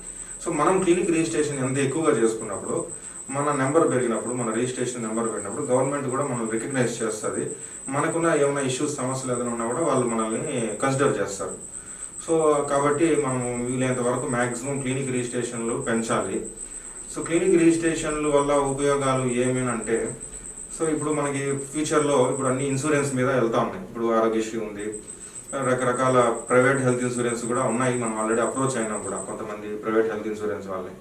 సో మాకు ఇప్పుడు ప్రైవేట్ హెల్త్ ఇన్సూరెన్స్ మీద డాక్టర్ చరణ్ చాలా బాగా వర్కౌట్ చేశాడు. ఎలాగైనా అవుట్ పేషెంట్ క్లినిక్ కూడా మనం ఇన్సూరెన్స్ క్లెయిమ్ చేసే విధంగా ఎలా చేయాలనే దాని మీద చాలా డాక్యుమెంట్ ప్రిపేర్ చేశాడు, స్టడీ చేశాడు. మాకు అక్కడ మెయిన్ వచ్చిన ప్రాబ్లం ఏమంటే, మేము వాళ్ళతో మీటింగ్ కూడా పెట్టాం. ప్రైవేట్ హెల్త్ ఇన్సూరెన్స్ ఒకరిద్దరితో కలిసి మీటింగ్ పెట్టినప్పుడు మాకు వాళ్ళు చేసిన క్వశ్చన్ ఏమంటే, మేము ఏ క్లినిక్ని ఇవ్వాలి ఇన్సూరెన్స్, దాన్ని ఐడెంటిఫై చేయడానికి ఏమైనా మెకానిజం ఉందా? ఇంకొక క్వశ్చన్ ఏమంటే, మీరు ఇండిపెండెంట్ ప్రాక్టీస్ కాదు కదా. సో ఇండిపెండెంట్ ప్రాక్టీస్ కాదు కదా అనే దానికి మనకి సొల్యూషన్ దొరుకుతుంది త్రూ కౌన్సిల్. తర్వాత ఏ క్లినిక్ని మేము ఐడెంటిఫై చేసి ఇవ్వాలి అనుకున్నప్పుడు రిజిస్ట్రేషన్ అనేది కంపల్సరీగా ఉండాలి. సో ఇప్పుడు మనం స్టార్ట్ చేసాము క్లినిక్ రిజిస్ట్రేషన్ అంటే, ఒక 1 or 2 yearsకి మ్యాక్సిమం ఎక్కువ క్లినిక్ రిజిస్ట్రేషన్ చేసాము అంటే, ఈ ప్రైవేట్ హెల్త్ ఇన్సూరెన్స్ని మనం ఎట్లా క్లెయిమ్ చేయాలా? ఇప్పుడు బయట కంట్రీస్లో కూడా అవుట్ పేషెంట్ కూడా ఇన్సూరెన్స్ ఉంది, యూఎస్ లాంటి కంట్రీస్లో కూడా. ఆ డాక్యుమెంట్స్ కూడా మనం కొంత ఐఏపీ తరఫున స్టడీ చేసాము, డాక్యుమెంట్ ప్రిపేర్ చేసి ఉన్నాం ఆల్రెడీ. సో వాటికంతా కూడా కావాలనుకున్నప్పుడు రిజిస్ట్రేషన్ గవర్నమెంట్ ఆథరైజ్డ్ క్లినిక్స్ కావాలి. అట్ ద సేమ్ టైం ఫ్యూచర్లో ఐఏపీ కూడా కొన్ని గైడ్లైన్స్ ఇవ్వబోతుంది, అంటే రేటింగ్స్ క్లినిక్స్కి ఈ స్టాండర్డ్స్ పెంచడానికి. ఫ్యూచర్లో ఎన్ఏబిహెచ్కి వెళ్ళడానికి కూడా మన సెంట్రల్ ఐఏపీ వాళ్ళు ఒక టీం ఫామ్ చేసి దానికి కూడా గైడ్లైన్స్ ప్రిపేర్ చేస్తున్నారు. ఇవన్నీ కావాలంటే క్లినిక్ రిజిస్ట్రేషన్ అనేది మ్యాండేటరీగా ఉండాలి. సో ఐఏపీ స్టేట్ టీం తరఫున రిక్వెస్ట్ చేయడం అంటే, క్లినిక్ రిజిస్ట్రేషన్ అనేది మనం ఎంతవరకు పెంచుకోగలిగితే అంత మంచిది. దానివల్ల చాలా క్వాక్స్ని అరికట్టచ్చు. మనకి ఏదైనా పొందాలనుకున్నప్పుడు బెనిఫిట్స్ ఏదైనా ఉంటే మనం పొందొచ్చు. సపోజ్ మన క్లినిక్లో ఏదైనా ఒక ఇష్యూ వచ్చింది, ఏదైనా ప్రాబ్లం వచ్చినప్పుడు, మనం ఏదైనా డీల్ చేయాలనుకున్నప్పుడు మనకి లీగల్గా కూడా కొంత సపోర్ట్ దొరుకుతుంది, గవర్నమెంట్ ఏదైనా మాట్లాడాలనుకున్నప్పుడు కూడా. సార్, ఈ క్లినిక్ రిజిస్ట్రేషన్ గురించి చాలా బాగా చెప్పారు. So coming to the next issues, అంటే మన అకాడమిక్ ఇష్యూస్ గురించి మాట్లాడుకుందాం సార్. సో అకాడమిక్ ఇష్యూస్కి వస్తే, మన అకాడమిక్స్ని అంతా రెగ్యులేట్ చేయడానికి కౌన్సిల్ అంతా ఆన్ ద వే అని చెప్పారు కదా. సో ఈ కౌన్సిల్ ఎలా ప్రభావితం చేయబోతుంది, దాని గురించి చెప్తారా sir? Charan, actually right question Charan. Academic issues అనేది చాలా సెన్సిటివ్ ఇష్యూ అనమాట. ఇక్కడ మన అకాడమిక్ ఇష్యూస్ అనేది ఇక్కడ మన స్టూడెంట్స్ రైట్స్ చూడాలి, అకాడమిషియన్ రైట్స్ చూడాలి. At the same time even management అనే వాళ్ళు మన ప్రొఫెషన్లో పార్ట్ కాకపోయినా కూడా వాళ్ళకున్న ఇష్యూస్ కూడా మనం చూడాలి. సో ఇక్కడ ఫస్ట్ వచ్చినప్పుడు ఏమైందంటే, అకాడమిక్ ప్రాబ్లమ్స్ అన్నీ కూడా కౌన్సిల్తోనే ఒక షేప్ అవుట్ అవుతుంది అని ఒక ఇష్యూ అనమాట, ఒక థాట్ అనమాట. అది కొంతవరకు కరెక్టే. ఎందుకంటే మనకి కౌన్సిల్ లేకపోవడం వల్ల మన ఇండియాలో కావచ్చు, ఈవెన్ విత్ ఇన్ ఆంధ్రాలో కూడా కావచ్చు, చాలా డైవర్సిటీ ఉందంట ఎడ్యుకేషన్. ఇప్పుడు మన ఆంధ్రాలో స్విమ్స్ గవర్నమెంట్ ఇన్స్టిట్యూట్ ఉంది, తర్వాత ఎన్టీఆర్ యూనివర్సిటీ కింద ఆల్మోస్ట్ ఒక 37 ప్రైవేట్ ఇన్స్టిట్యూట్స్ ఉన్నాయి. ఇక్కడ చూసినప్పుడు సిలబస్ స్విమ్స్లో మన సెంట్రల్ గవర్నమెంట్ డిజైన్ చేసిన మోడర్న్ కరికులంతో అడాప్ట్ చేసుకున్న సిలబస్ రన్ అవుతుంది. ఎన్టీఆర్ యూనివర్సిటీలో వాళ్ళు ఆల్రెడీ పాత సిలబస్ రన్ అవుతుంది. అడ్మిషన్స్ స్విమ్స్లో ఎంసెట్ ద్వారా జరుగుతుంది, ఎన్టీఆర్ యూనివర్సిటీలో త్రూ డైరెక్ట్ అడ్మిషన్స్ జరుగుతున్నాయి. సో ఈ విధంగా డిఫరెంట్ ఇక్కడే మన సిలబస్లో కావచ్చు, అడ్మిషన్లో కావచ్చు, మనకు డైవర్సిటీ కనపడుతుంది. సో ఇవన్నీ ఒక రెగ్యులరైజేషన్ అవ్వాలనుకుంటే త్రూ అవుట్ ఇండియా కావచ్చు, త్రూ అవుట్ ఆంధ్ర కావచ్చు, ఒక ప్రాపర్ మెకానిజం అనేది ఉండాలా, త్రూ ప్రాపర్ కౌన్సిల్తోనే వస్తుంది అది. సో సెంట్రల్ కౌన్సిల్ లేనప్పుడు, అంటే సెంట్రల్ కౌన్సిల్ ఇంకా ఫామ్ కాలేదు, సో అది వదిలిపెడదాం. మనకి కౌన్సిల్ స్టేట్లో లేదు, రెగ్యులరైజ్ కావాలి అని ఆలోచన వచ్చినప్పుడు మనకి different people efforts, physiotherapist, different people effort, continuous efforts వల్ల మనకి స్టేట్ కౌన్సిల్ లాస్ట్ గవర్నమెంట్ పీరియడ్లో ఎండ్ ఆఫ్ ద టైంలో మనకి అది అసెంబ్లీలో బిల్ పాస్ అయిపోయింది, గెజెట్ వచ్చింది, గవర్నర్ కూడా సిగ్నేచర్ పెట్టేశారు. ఇది now it is an act. It is an act, council is an act. But అది ఫంక్షనల్గా లేదు. సో ఫంక్షనల్గా లేకపోవడం వల్ల మనకి కొంత దాని కౌన్సిల్ యొక్క బెనిఫిట్స్ మనం ఇంకా పొందలేదు 1 year అయినా కానీ. So at the same time మనకున్న ఇన్ఫర్మేషన్ ప్రకారం, సెంట్రల్ ఐఏపీ వాళ్ళు ఇచ్చిన ఇన్ఫర్మేషన్ ప్రకారం ఈ పార్లమెంట్ సెషన్లో మనకి సెంట్రల్ కౌన్సిల్ వస్తుంది. ఆ సెంట్రల్ కౌన్సిల్ యొక్క నేమ్ ఏమంటే, యాక్చువల్గా సెంట్రల్ గవర్నమెంట్ ఈ అన్ని కౌన్సిల్స్ను రద్దు చేసి నేషనల్ మెడికల్ కమిషన్ అని ఒకటి తీసుకొని వచ్చి దాంట్లో డిఫరెంట్ మెడికల్ కమ్యూనిటీ వాళ్ళని డిఫరెంట్ కౌన్సిల్స్ అంటే దాంట్లో బ్రాంచెస్ లాగా చేసి కౌన్సిల్ ఫామ్ చేస్తారు, ఒక కమిషన్ ఫామ్ చేస్తున్నారు. దాంట్లో వచ్చేటప్పటికి మనం ఈ 60 years కంటిన్యూస్ ఎఫర్ట్ కావచ్చు, సో మెనీ సీనియర్స్ వాళ్ళ యొక్క హార్డ్ వర్క్ కావచ్చు, లేదా మళ్ళీ తర్వాత ఇప్పుడున్న సెంట్రల్ ఐఏపీలో ఉన్న సీనియర్ ఫిజియోథెరపిస్టులు కావచ్చు, మన ప్రెసిడెంట్ సంజీవ్ జా సార్ ఎఫర్ట్ కావచ్చు, Annamalai sir, so many senior physios effort వల్ల మనకి నియరర్ టు సపరేట్ అనమాట. అంటే ఇది ఎలా ఉంటుందంటే ఇప్పుడున్న కౌన్సిల్లో ఉన్న structure allied and health care professionals. అందరూ ఏమనుకుంటున్నారంటే ఈ అండ్ తీసేసి allied and health care professionals అనుకుంటున్నారు. మళ్ళీ మనల్ని అలీడ్ హెల్త్ కేర్ ప్రొఫెషనల్స్లో పెడుతున్నారు, సపరేట్ కాదు, స్టిల్ వీఆర్ డిపెండెన్స్ అని ఫీల్ అవుతున్నారు. ఇక్కడ ఏం చేశారంటే ఇంకా మనకి సపరేట్ అంటే అలీడ్ అండ్ హెల్త్ కేర్లో హెల్త్ కేర్లో ఒక 7 ప్రొఫెషన్స్ని పెట్టి ఆ 7 ప్రొఫెషన్స్ కూడా డిఫరెంట్ కౌన్సిల్ ఇండిపెండెంట్ కౌన్సిల్స్ ఇచ్చారు. సో ఆ రకంగా చూసినప్పుడు మనం still we are independent council and also we are not allied health care professionals. Allied health care professionals కాదు, మనం health care professionals. Even WHO classification ప్రకారం కూడా physiotherapist comes under health care professionals. So దాని మోడల్లో తీసుకొని మనల్ని హెల్త్ కేర్ ప్రొఫెషనల్స్లో పెట్టారు. So ఇక్కడ మనం ఇండిపెండెంట్గానే ఉంటుంది అనమాట.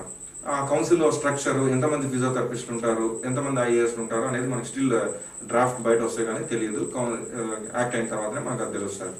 బట్ మనకున్న ఇన్ఫర్మేషన్ ప్రకారం ఆల్రెడీ క్యాబినెట్లో అప్రూవ్ అయిన దాన్ని ఉన్న డ్రాఫ్ట్ ప్రకారం, డెఫినేషన్ ప్రకారం మన డెఫినేషన్ చాలా చక్కగా ఉంది. ఇండిపెండెంట్ ప్రాక్టీస్ అని ఉంది. At the same time diagnosis అనే పదం వాడారు. డయాగ్నోస్ అనే పదం వాడడం వల్ల చాలా బెనిఫిట్స్ ఉంటాయి అనమాట. మనకి వ్యాస్ట్ ఎక్స్పోజర్ స్కోప్ పెరుగుతుంది. You can refer for any lab investigation, radiological investigation. So మనకి స్కోప్ ఇప్పుడు చూడండి, ఇండిపెండెంట్ అనే వర్డ్ పెట్టి డయాగ్నోస్ అనేది కాకుండా ఏ ఫిజికల్ డయాగ్నోసిస్ అనో ఇంకోటనో పెట్టినారంటే మనకి ఇండిపెండెంట్ ప్రాక్టీస్ అనే స్కోప్ పెరగదు. సపోజ్ అలా పెట్టారనుకోండి, ఫిజికల్ డయాగ్నోస్ అన్నారనుకో మనకి అక్కడ మళ్ళీ రైట్ దొరకదు, ఏది MRI రాయడానికి కానీ ల్యాబ్ ఇన్వెస్టిగేషన్ చేయడానికి కానీ చేయొచ్చు, బట్ లీగల్గా మనకు సపోర్ట్ దొరకదు. సో దీన్ని ఓవర్కమ్ చేయడానికి సెంట్రల్ ఐఏపీ వాళ్ళు డెఫినేషన్ చక్కగా physiotherapy is independent practice and diagnose అనే పదం పెట్టారు. డయాగ్నోస్ ఇంకొకటి కూడా ఎలక్ట్రోఫిజియోలాజికల్ డయాగ్నోస్ అనే పదం కూడా ఉంది. ఫ్యూచర్లో మనం EMG కూడా వాడుకునేదానికి అవకాశం ఉంటుంది ఆ వర్డ్తో. సో సెంట్రల్ కౌన్సిల్ ఆ విధంగా ఉంది. ఈ by the end the parliament సెషన్లో, ఈ మంత్ పార్లమెంట్ సెషన్లో మనకి అది వచ్చేదానికి అవకాశం ఉంది. సో అప్పుడు ఈ మనకు ఆల్రెడీ ఉన్న స్టేట్ ఫంక్షనల్గా స్టార్ట్ కానీ కౌన్సిల్ ఏమవుతుంది అనేది ఒక కన్ఫ్యూజన్, ఒక ప్రశ్న అందరికీ. యాక్చువల్గా సెంట్రల్ కౌన్సిల్ వచ్చిన తర్వాత స్టేట్ గవర్నమెంట్స్ అన్నీ కూడా ఆ కౌన్సిల్ని అడాప్ట్ చేసుకుంటాయి. ఈవెన్ ఇప్పుడు ఎందుకు చెప్తున్నానంటే, ఇప్పుడు ఆల్రెడీ గుజరాత్, ఢిల్లీ, మహారాష్ట్ర, ఛత్తీస్గఢ్ ఇట్లా 4-5 స్టేట్స్లో కౌన్సిల్ ఫంక్షనల్గా ఉన్నాయి.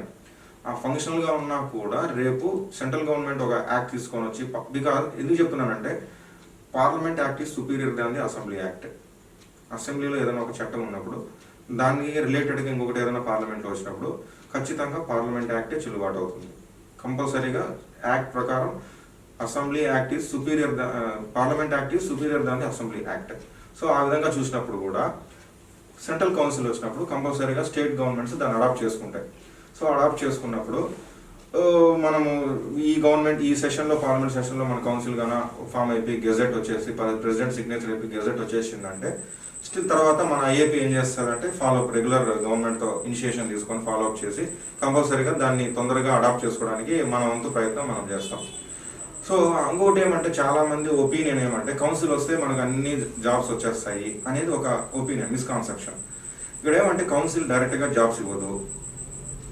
Council is in legal body, regulates the education, but council can suggest the jobs, suggest చేయగలుగుతారు. ఈ టీచింగ్, సపోజ్ ఈ టీచింగ్ హాస్పిటల్స్లో కానీ లేదు ఒక కాలేజెస్లో ఇన్ని జాబ్స్ ఉండాలి, లేదు ఈ కాలేజ్ అనుబంధంగా ఉన్న హాస్పిటల్లో ఇన్ని జాబ్స్ ఉండాలి, they can suggest. But they can't direct the government. కంపల్సరీగా చేయాలని డైరెక్ట్ చేయలేదు, ఆ స్కోప్ లేదు కౌన్సిల్కి.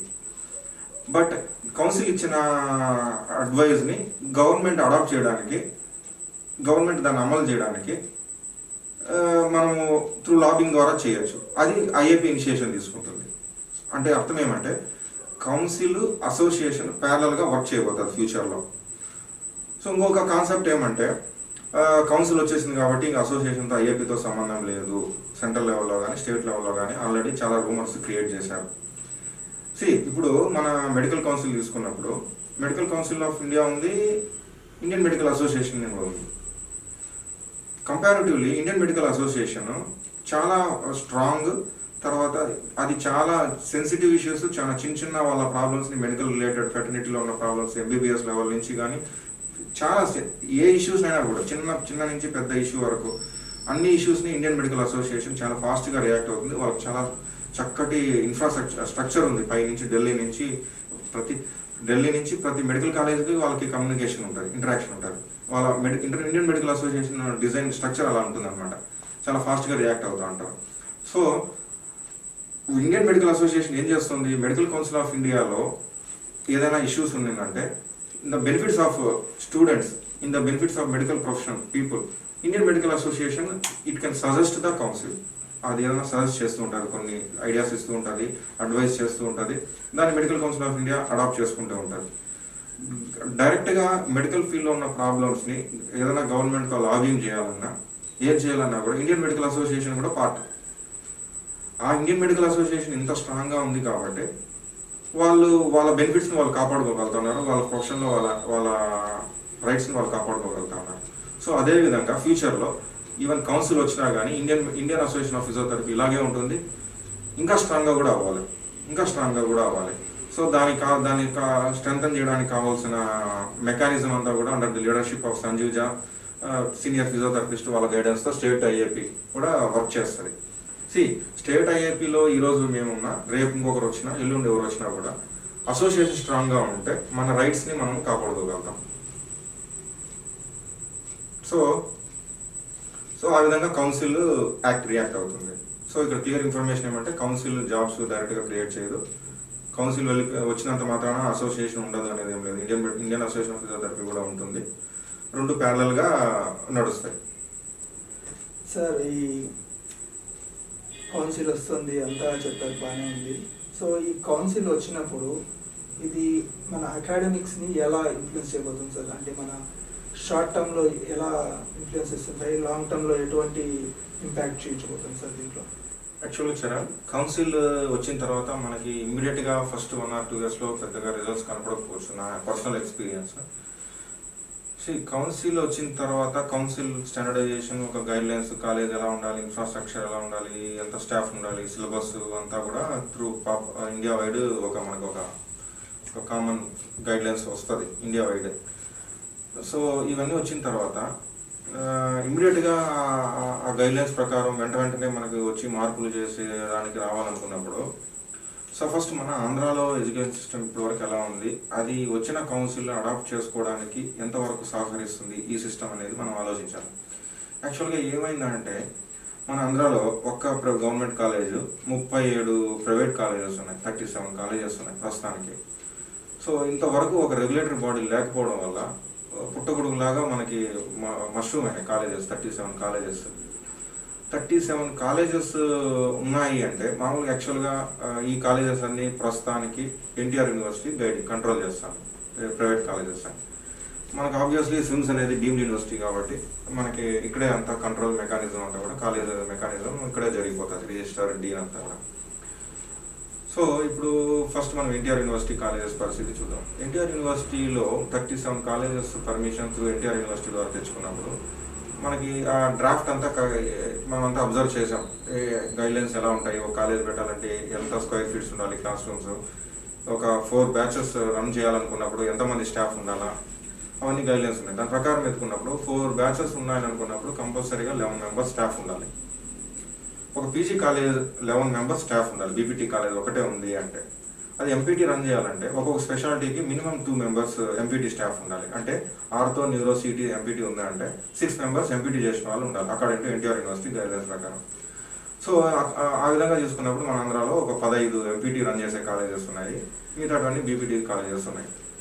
దీంట్లో కూడా కొన్ని కాలేజెస్ 2 బ్యాచెస్ రన్ అవుతున్నాయి, ఒక బ్యాచ్ రన్ అవుతుంది, 3 బ్యాచెస్ అలా డిఫరెంట్ ఇష్యూస్లో ఉన్నాయి అనమాట. ఏదేమైనా ఒక 4 ఇయర్స్ బ్యాచ్ రన్ అవుతుంది బీపీటీ కాలేజ్ అంటే కంపల్సరీగా 11 మెంబర్స్ ఉండాలి. సో ఆ విధంగా మనం ఒక క్యాలిక్యులేషన్ రఫ్ క్యాలిక్యులేషన్కి వెళ్ళినప్పుడు అట్లీస్ట్ ఒక 200 to 210 220 వరకు ఫ్యాకల్టీగా మన వాళ్ళు ప్రైవేట్ సెక్టార్లో జాబ్స్లో ఉండాలి. లెక్చరర్స్ కావచ్చు, ప్రొఫెసర్లు కావచ్చు, అసిస్టెంట్ ప్రొఫెసర్లు కావచ్చు, ఇలాగ రకరకాల కేటగిరీ ప్రకారం. అంటే మనకి ప్రైవేట్ సెక్టార్లో ఒక 200 మెంబర్స్ జాబ్స్లో ఉన్నారు. సో ఇప్పుడు మన ఓపెన్గా ఇప్పుడు చూడండి, ఐఏపీ ఆంధ్ర స్టేట్ టీం, నేను కానీ నా స్టేట్లో ఉన్న టీం మెంబర్స్ కానీ ఇక్కడ ఎవరిని పర్సనల్గా టార్గెట్ చేయడమో వాళ్ళ గురించి ఏదో పర్సనల్గా మాట్లాడడం అనే ఉద్దేశం అయితే లేదు. బట్ మనం మన ఇష్యూస్ గురించి మాట్లాడాలనుకున్నప్పుడు ఓపెన్గా మాట్లాడడం అనేది చాలా కరెక్ట్. ఎందుకంటే ఈరోజు స్టేట్ టీంలో ఈరోజు మేము ఉండొచ్చు, రేపొద్దున నెక్స్ట్ 3 ఇయర్స్ తర్వాత వేరే వాళ్ళు ఉండొచ్చు. సో ఆ రోజు వాళ్ళు వచ్చి మీరు ఆ రోజు ఎందుకు మాట్లాడలేదని మమ్మల్ని క్వశ్చన్ చేయకూడదు, మీరు ఎందుకు దాచిపెట్టారని, లేదు మీరు దాని గురించి పట్టించుకోలేదని కూడా నెక్స్ట్ వచ్చే లీడర్షిప్ వాళ్ళు మమ్మల్ని మాట్లాడకూడదు. సో అందుకని to be frank we are not against any individual in the Andhra Pradesh medical colleges. So ఇక్కడ ఏమంటే ఆన్ పేపర్ మనకేమో ప్రతి కాలేజీలో ఉన్న ఫ్యాకల్టీని చూపిస్తారు ఎన్టీఆర్ యూనివర్సిటీకి, పేపర్ మీద మాత్రమే ఉంటారు, రెగ్యులర్గా కాలేజీకి మాత్రం వెళ్ళరు. సో దీనివల్ల ఏం నష్టం జరుగుతుంది ఫిజియోథెరపీ ప్రొఫెషన్కి అన్నప్పుడు, రేపు ఫిజియోథెరపీ డే మనం గ్రాండ్గా సెలబ్రేషన్ చేసుకుంటున్నాం, విషెస్ చెప్పుకుంటాం, అంతా ఓకే. బట్ మనం ఏం అన్యాయం చేసుకుంటున్నాం, మన ప్రొఫెషన్కి మనం ఏం అన్యాయం చేస్తుంది, మనం ఏం చేయగలుగుతున్నాం అనుకున్నప్పుడు ఆలోచించినప్పుడు, ఇప్పుడు చూడండి ఈ విధంగా మనం కాలేజీకి వెళ్లకుండా ఆన్ పేపర్ ఫ్యాకల్టీని పెట్టడం వల్ల నష్టం ఎలా జరుగుతుందంటే పిల్లలకి సరైన ఎడ్యుకేషన్ జరగడం లేదు. సపోజ్ చూడండి 11 మెంబర్స్ ఫ్యాకల్టీస్ టీచ్ చేసే ఫ్యాకల్టీస్ లేనప్పుడు ఒకరిద్దరితో అన్ని సబ్జెక్ట్స్ ఎలా చెప్పగలుగుతారు, చెప్పలేరు. దానివల్ల పిల్లలకి ఎడ్యుకేషన్ అనేది 100% జరగదు. సో వాళ్ళకి ఎడ్యుకేషన్ 100% కాలేజీలో జరగకపోవడం వల్ల వాళ్ళు బయటకు వెళ్ళి ప్రాక్టీస్ చేసేటప్పుడు వాళ్ళకున్న ప్రాబ్లమ్స్ వల్ల పేషెంట్ సరిగ్గా ట్రీట్ చేయలేని సందర్భం వచ్చినప్పుడు కొంతమంది ప్రొఫెషన్ని డివేట్ అయిపోతున్నారు, కొంతమంది అదే ప్రొఫెషన్లో ఉండాలి అనుకున్న వాళ్ళు వర్క్షాప్స్కి వెళ్తున్నారు, వర్క్షాప్కి మళ్ళీ అక్కడ లక్షల్లో డబ్బులు పే చేస్తున్నారు. కొంతమంది వర్క్షాపులకు డబ్బులు పే చేయని వాళ్ళు వాళ్ళు కాలేజీలో నేర్చుకున్న కొంత నాలెడ్జ్తోనే ప్రాక్టీస్ చేస్తున్నారు. ఆ విధంగా కొంతమంది వెనకబడిపోతున్నారు, కొంతమంది ప్రొఫెషన్ డివేట్ అవుతున్నారు, కొంతమంది వర్క్షాప్కి వెళ్తున్నారు, అక్కడ డబ్బులు ఖర్చు పెడతాం. ఇక్కడ లక్షల ఫీజు కట్టి మళ్ళీ అక్కడ వర్క్షాప్లు కూడా అమౌంట్ పెట్టడం అనేది it's not an acceptable, right? తర్వాత అదొక అన్యాయం జరుగుతుంది. తర్వాత మనం ఆన్ పేపర్ కాకుండా రెగ్యులర్ ఫ్యాకల్టీ వెళ్తే మనకి మంత్లీ శాలరీస్ బేస్ మీద 200 మెంబర్స్ జాబ్ వస్తుంది. సో ఆ జాబ్స్ మనం మిస్ అవుతాం. రెండవది, రేపొద్దున కౌన్సిల్ వచ్చి ఇమీడియట్గా అన్ని కాలేజీలోనూ ఫ్యాకల్టీ ఉండాలి అని మనకు గైడ్లైన్స్ ప్రకారం చేసినప్పుడు రిక్రూట్ చేసుకున్నారు అనుకుందాం. అప్పుడు ఇన్ని రోజులు కాలేజీలో ఫ్యాకల్టీ లేకుండా పోవడం వల్ల వాళ్ళకి టీచింగ్ స్కిల్స్ లేవు. రేపొద్దున టకామని కౌన్సిల్ వచ్చిన వెంటనే వాళ్ళు కాలేజీలో ఫ్యాకల్టీగా జాయిన్ అయినప్పుడు వాళ్ళు ఆ టీచింగ్ స్కిల్స్ అడాప్ట్ చేసుకోవడానికి నేర్చుకోవడానికి ఒక 2-3 ఇయర్స్ పట్టచ్చు. సో అక్కడ అదొక నష్టం జరుగుతుంది. సో ఇన్ని రకాల మనం ఇక్కడ మనం ఎవరిని బ్లేమ్ చేయాలి? ఒకటి, ఆన్ పేపర్ మీద ఉండడానికి మన సర్టిఫికెట్లు ఇస్తున్న మన ఫిజియోథెరపీ కమ్యూనిటీ పీపుల్ని బ్లేమ్ చేయాలా? లేదు వాళ్ళు కాలేజీకి రాకపోయినా కానీ వస్తున్నట్టు చెప్తున్న అడ్మినిస్ట్రేషన్ వాళ్ళని బ్లేమ్ చేయాలా? లేదు దీన్ని ఎంకరేజ్ చేస్తున్న మేనేజ్మెంట్ వాళ్ళని బ్లేమ్ చేయాలా? లేదు ఇవన్నీ కూడా తెలిసినా కూడా తెలియనట్లు ఉండడమో, లేదు వాళ్ళకి రైట్ ఇన్ఫర్మేషన్ లేకపోవడం వల్ల ఏం స్పందించలేదో మనకు తెలియదు, ఎన్టీఆర్ యూనివర్సిటీ వాళ్ళని బ్లేమ్ చేయాలి. సో ఇది ఒక విస్కస్ సర్కిల్ లాగా తయారైంది అనమాట. సో ఇప్పుడు రేపు పొద్దున కౌన్సిల్ వచ్చినప్పుడు కంపల్సరీగా మనము ఆన్ పేపర్ మీద కాకుండా రెగ్యులర్ కాలేజెస్కి వెళ్ళాలా. ఇంకో విషయం ఏమంటే డిస్టెన్స్ మోడ్ మనం తెలియకుండా ఎంకరేజ్ చేస్తున్నాం పీజీ లెవెల్లో. ఇప్పుడు మనం ఒక డాక్టర్ ఎంబీబీఎస్ వాళ్ళని పీజీ వాళ్ళని కంపేర్ చేసుకున్నప్పుడు మన ఎడ్యుకేషన్ సిస్టమ్ కూడా వాళ్ళలాగా చాలా కష్టంగా ఉంటుంది. మనం ఒక పీజీ మెడికల్ కాలేజ్ ఎంబీబీఎస్ అయిన తర్వాత పీజీ కంప్లీట్ చేయాలంటే వాళ్ళు చాలా కష్టపడతారు, ఏం బౌలు ఖర్చు చదువుతారు వాళ్ళు. మనం ఏం చేస్తున్నాం, బీపీటీ అయిన తర్వాత వేరే హాస్పిటల్లో వర్క్ చేస్తూ డిస్టెన్స్లో ఎంపీటీ కంప్లీట్ చేసుకుని మనం ఎంపీటీ అయిపోయిందని చెప్పుకుంటాను. సో అది వేరే మెడికల్ ఫీల్డ్ వాళ్ళకి తెలిసినప్పుడు ఏమవుతుంది, అది మనం చాలా చిన్న చూపు చూస్తూ ఉంటాం. సో మనము మన education system comparative other medical field వాళ్ళతో స్ట్రాంగ్ అవ్వాలనుకున్నప్పుడు కంపల్సరీగా కాలేజ్ వాళ్ళు కావచ్చు, మేనేజ్మెంట్ కావచ్చు, అడ్మినిస్ట్రేషన్ ఎవరైనా కావచ్చు, దాన్ని స్టాప్ చేయాలి. మనం కూడా మన వాళ్ళు కూడా కాలేజీకి వెళ్ళడానికి ఇష్టపడాలి. కాలేజీకి ఇష్టపడడానికి ఎప్పుడు ఇష్టపడి వెళ్తారు? అక్కడ ఇన్ఫ్రాస్ట్రక్చర్ ఉన్నప్పుడు మాత్రమే వాళ్ళు కూడా కాలేజీకి పోవాలని ఇష్టపడతారు. ఇన్ఫ్రాస్ట్రక్చర్ క్రియేట్ చేసిన బాధ్యత ఎవరిది? మేనేజ్మెంట్ వాళ్ళది. మేము అసోసియేషన్లోకి వచ్చిన తర్వాత మాకు వచ్చిన ఇన్ఫర్మేషన్ చాలా కాలేజెస్లో క్లాస్ రూమ్స్ సరిగా లేవు, లైబ్రరీ లేదు. సో ఒక పీజీ కావాల్సిన మినిమం బేసిక్ నీడ్స్ కాలేజెస్లో లేకపోవడం వల్ల వాళ్ళు కూడా ఫీజు కట్టేసి వాళ్ళు ఎక్కడో వాళ్ళు ప్రాక్టీస్ వాళ్ళు చేసుకుంటూ ఉన్నారు. సో కౌన్సిల్ వచ్చిన తర్వాత మల్టిపుల్ యాంగిల్లో కూర్చొని అన్ని సెక్టార్ వాళ్ళు కూర్చొని మనము దీన్ని ప్రాబ్లమ్స్ సార్ట్అవుట్ చేసుకుంటే మన ఎడ్యుకేషన్ సిస్టమ్ స్ట్రెంగ్తన్ అవుతుంది. సార్, ఈ డిస్కషన్ చూసిన తర్వాత నాకు ఒక విషయం చెప్పాలనిపిస్తుంది మీకు. సో నేను చెప్పడం ఏంటంటే, నేను పీజీ చేశాను సార్. నేను స్విమ్స్లో పీజీ చేశాను. సో నేను నా పీజీ డిగ్రీ తెచ్చుకోవడానికి రెయిన్బోవల్లో కష్టపడ్డాను. సో ఇక్కడ నేను నష్టపోయింది ఏమీ లేదనమాట. నేను ఆ రెయిన్బోవల్లో కష్టపడడం వల్ల నాకు చాలా నాలెడ్జ్ గెయిన్ చేశాను. నా చాలా స్కిల్స్ కూడా చాలా ఇంప్రూవ్ అయ్యాయి అనమాట. ఆన్ అన్ యావరేజ్ నేను ఒక బీపీటీతో కంపేర్ చేసినప్పుడు, బీపీటీ స్టూడెంట్తో కానీ బీపీటీ కంప్లీట్ చేసిన వాళ్ళతో, వాళ్ళు హ్యాండిల్ చేసే దాంతో పోలిస్తే నా కాన్ఫిడెన్స్ కానీ నా అప్లికేషన్ ఆఫ్ మై స్కిల్స్ కానీ చాలా డిఫరెంట్గా ఉంటాయి, చాలా సుపీరియర్గా ఉంటాయి. సో ఈ లెక్కను మనం చూసినప్పుడు నేను డిస్టెన్స్లో కానీ ఏదో వేరే కాలేజ్లో వెళ్ళి డిస్టెన్స్లో కానీ చేస్తుంటే నాకు బయటకు వచ్చిన బీపీటీ స్టూడెంట్కి ఏం పెద్ద తేడా ఏమి ఉండదు. జస్ట్ ఒక ఎక్స్ట్రా పేపర్ మాత్రం నా చేతిలో ఉంటుంది, ఎంపీటీ డిగ్రీ అని చూపించుకోవడానికి తప్పిస్తే దానికి నుంచి ఇంకేమీ యూజ్ లేదు. సో ఈ విషయంని కొంచెం ఎక్స్టెండ్ చేసినప్పుడు, సో దీనికి కారణము ఏమై ఉన్నప్పటికీ కూడా ఈ మేనేజ్మెంట్ అనే వాళ్ళు కూడా దీంట్లో ఒక స్టేక్ హోల్డర్స్ అనమాట. సో మీరు మేనేజ్మెంట్ వాళ్ళతో ఏమైనా డిస్కస్ చేశారా? వాళ్ళ ప్రాబ్లమ్స్ ఏమన్నా కనుక్కున్నారా? ఎందుకంటే ఎవరికి కూడా కాలేజెస్ సరిగ్గా నడపకూడదు, సరిగ్గా ఫెసిలిటీస్ పెట్టకూడదు అని చెప్పలేదు. సో అలా పెట్టలేకపోవడానికి కారణం ఏమైంది అని కనుక్కోవడానికి ఏమైనా ప్రయత్నం చేశారా?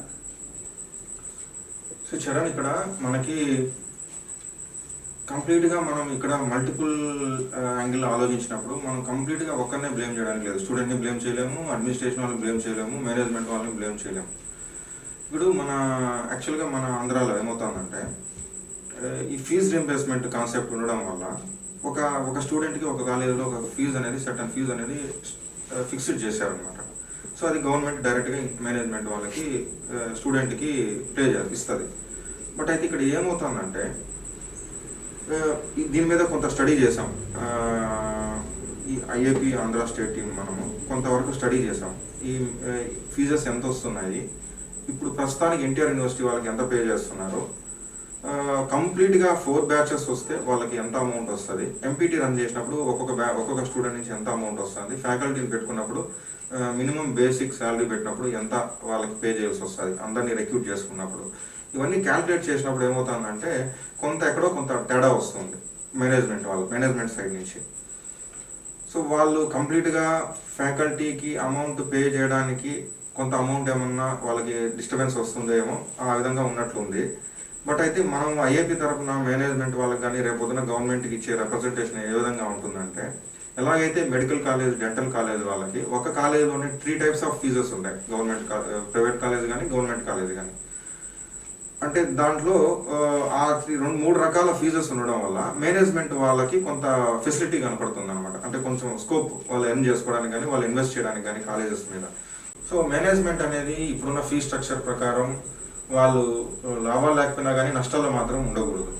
వాళ్ళు ఫుల్ ఫ్లెడ్జ్డ్గా కాలేజెస్ మీద ఇన్వెస్ట్మెంట్, వాళ్ళు మన ఎడ్యుకేషన్ సిస్టమ్ స్ట్రెంథెన్ చేయాలనుకున్నప్పుడు కంపల్సరీగా మన అసోసియేషన్ తరఫున గవర్నమెంట్కి కానీ రేపొద్దున ఏదైనా మేనేజ్మెంట్ అసోసియేషన్ వాళ్ళకి కానీ ఇచ్చే సలహా ఏమంటే, మీరు రిప్రజెంట్ చేయండి గవర్నమెంట్కి 3 రకాల ఫీజెస్ ఉండాలని. ఎట్లాగైతే మెడికల్ ఎంబీబీఎస్ డెంటల్ వాళ్ళకు ఉన్నట్లు ఆ విధంగా ఫీ స్ట్రక్చర్ తీసుకొని వస్తే కొంతవరకు మనం వాళ్ళు కూడా ఫ్యాకల్టీని రెగ్యులర్ బేసిస్ మీద పెట్టుకొని మంత్లీ శాలరీస్ ఇవ్వడానికి వాళ్ళకి కూడా అవకాశం ఏర్పడుతుంది. సో దాన్ని అది వాళ్ళు తీసుకొచ్చినప్పుడు స్టూడెంట్స్ రెగ్యులర్గా క్లాసులకు వచ్చినప్పుడు, రెగ్యులర్ క్లాసులు జరిగినప్పుడు, అడ్మినిస్ట్రేషన్ వాళ్ళు కూడా రెగ్యులర్ క్లాసులు జరిగినప్పుడు కౌన్సిల్ రావడం వచ్చిన దానివల్ల కొంత బెనిఫిట్ అనేది మనకు ఇమీడియట్గా కనబడుతుంది. సార్ అంతా బాగుంది సార్. సో మనం అంతా క్లినిషియన్స్ని కవర్ చేసాము, అకాడమిక్స్ అంతా కవర్ చేసాము. So coming to our future generation students. So students ప్రాబ్లమ్స్కి వస్తే కనుక ఇంటర్న్షిప్కి వచ్చిన తర్వాత కానీ గమనిస్తే వీళ్ళు చాలా సర్వీసెస్ రెండర్ చేస్తారన్నమాట వాళ్ళ హాస్పిటల్లో పేషెంట్స్కి కానీ వాళ్ళ కాలేజ్లో పేషెంట్స్ కానీ. సో వీళ్ళకి ఖచ్చితంగా స్టైపెండ్ ఇవ్వాల్సి ఉందన్నమాట. ఎందుకంటే మిగతా అన్ని ప్రొఫెషన్స్ ఎలాగ ఇస్తున్నారో మన వాళ్ళకు కూడా అలాగే ఇవ్వాల్సి ఉంటుంది. సో దాని గురించి మన అసోసియేషన్ ఎలా డీల్ చేస్తుంది, మన అసోసియేషన్ స్టాండ్స్ ఏంటి చెప్తారా మీరు? చరణ్, స్టైఫండ్ గురించి ఆలోచించినప్పుడు యాక్చువల్గా స్టైఫండ్ అనేది వెరీ ఇంపార్టెంట్ అనమాట. అదర్ మెడికల్ హెల్త్ ప్రొఫెషనల్స్ అంటే మెడికల్ ఎంబీబీఎస్ వాళ్ళ డాక్టర్స్కి కానీ వాళ్ళకి కంపల్సరీగా స్టైఫండ్ ఇస్తున్నారు. మనం చూడండి, ఇప్పుడు 4 years తర్వాత 6 months ఫ్రీగా సర్వీస్ చేయడము, పీజీ లెవెల్లో కూడా సర్వీస్ స్టైఫండ్ లేకుండా వర్క్ చేయడం అనేది పేషెంట్ మన ఫ్యామిలీ మీదనే డిపెండ్ అవ్వడం అనేది, పేరెంట్స్ మీద డిపెండ్ అవ్వడం అనేది యాక్సెప్టబుల్ కాదు. బట్ స్టిల్ ఇక్కడ ఎందుకు ప్రాబ్లం వస్తుందంటే స్టైఫండ్ విషయంలో మన కాలేజెస్ అన్ని కూడా అక్యూట్ కేర్ హెల్త్ కేర్ సిస్టమ్తో అడాప్ట్ అయి ఉంటారు. మన కాలేజ్ అటాచ్మెంట్ అన్ని కూడా ఇక్కడ మన సర్వీస్ అనేది ఓవర్ షాడ్ అవుతుంది అన్నమాట మెడికల్ సర్వీస్తో.